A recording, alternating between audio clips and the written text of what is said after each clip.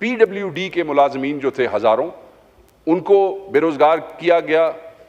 उनके दफ्तर पे शेलिंग, मैडम, उनके दफ्तर पे शेलिंग की गई। इंजीनियर्स हैं, नस्ट के, फास्ट के, यूईटी के, आपने उनको सालों से मुलाजमतें दी हैं। ये जुल्म न करें, लोगों के रोजगार जो हैं वो इस तरह खत्म मत करें, अपनी बेहतर फैसले करें। आपने तो कहा था कि आप बेहतरी लेके आएंगे, तुसी तो लोगों की बिल्कुल नौकरियां दे मगर पै गए हो। ये जुल्म बंद कर दें, इनकी बददुआएं आपको ले जाएंगी। और आखिरी जो इशू है वो बड़ा अहम है, मुझे उस पर 1-2 मिनट दीजिएगा, बलोचिस्तान के हवाले से। और वो इसलिए भी ज़रूरी है कि ये जो हादसा हुआ मूसाखेल के हवाले से, उसमें मेरे हलके के एक इलाका कौड़े वाले से 3 लोग, 2 शहीद हो गए, एक अभी शदीद जख्मी है। कंपनसेशंस के ऐलान वैलान ये हुकूमत करती शरती रही है, मगर उनको अभी तक कुछ नहीं मिला, ना बलूचिस्तान की सूबाई हुकूमत की तरफ से और ना इस 47 वाली हुकूमत की तरफ से। ये उसको एक आम प्रैक्टिस उसमें ले रहे हैं। और मैं इसी हवाले से, क्योंकि मेरे हलके के वो लोग हैं, मैं ये कहता चलूं कि बलूचिस्तान पे मेरे 1-2 भाइयों ने यहां से बात की है। बलूचिस्तान का इशू क्या है, क्यों वहां पे ये जुल्म हो रहा है, क्यों लोग इतनी शदीद नफरत करते हैं आपसे, उसके जिम्मेदार आप खुद हैं।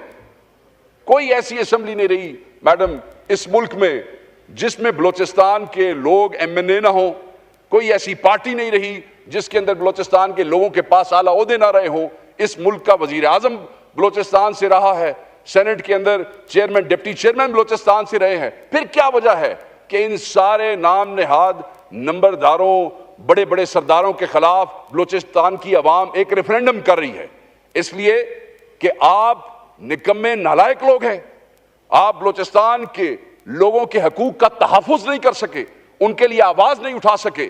आते हैं वजीर बंद, वजारत जरूरी चाहिए, डिप्टी चेयरमैन सेनेट जरूर होना चाहिए, यहां पे कोई ना कोई ओहदा जरूर होना चाहिए। जब असेंबली खत्म होने लगती है, जब सेनेट का टाइम खत्म होने लगता है, तब इन लोगों को बलूचिस्तान के हकूक याद आ जाते हैं, तब ये वापस चले जाते हैं, क्योंकि इन्होंने अगला इलेक्शन लड़ना होता है। BLA, BLF, anti state elements, दहशतगर्द, हर वो शख्स जो इस मुल्क में सुबाइयत फैलाता है, जो किसी पंजाबी को शहीद करता है बलूचिस्तान में, जो किसी पठान को शहीद करता है बलूचिस्तान में, जो किसी बलोच को शहीद करता है बलूचिस्तान में, वो पाकिस्तान का मुखालिफ है और हम सब उसको कंडेम करते हैं। मगर उनका जो डिमांड है कि आजादी दी जाए, वो जो BLF कहती है, वो क्यों कहते हैं? क्योंकि आप निकम्मे हैं, क्योंकि आप बलूचिस्तान की अवाम के हक के लिए नहीं लड़ सके। आप यहां पे अपनी गाड़ियां, अपने झंडे, अपने पैसे आप वो बनाते रहे हैं। और आज आप ये देखें कि अख्तर मेंगल जैसे सरदार को भी इस्तीफा देना पड़ रहा है। और वो इस्तीफा क्यों देना पड़ा? अख्तर मेंगल साहब के फैमिली में उनके अपने भाई एक मिलिटेंट विंग को लीड करते रहे हैं, मगर एक भाई ने कहा कि मैं इस मुल्क के पॉलिटिकल सिस्टम का हिस्सा बनूंगा, मिलिटेंसी में नहीं जाऊंगा। आज अख्तर मेंगल को भी रिजाइन करना पड़ रहा है। आज जावेद मेंगल कहता होगा अख्तर मेंगल को कि मैं ठीक था, तुम गलत थे।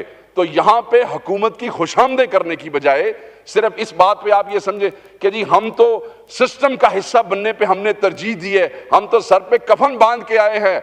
आप सर पे कफन ना बांधें, आप सिस्टम का हिस्सा भी ना बने, आप अपने लोगों की उमंगों के तर्जमान बने, आप उनके हक की बात करें। ये आपकी 70 साल की नॉन डिलीवरेंस है जिसकी वजह से स्पेस मिली है पॉलिटिकल सेटअप में BLA जैसी पार्टियों को। तो बस मुझे सिर्फ इसको वाइंड अप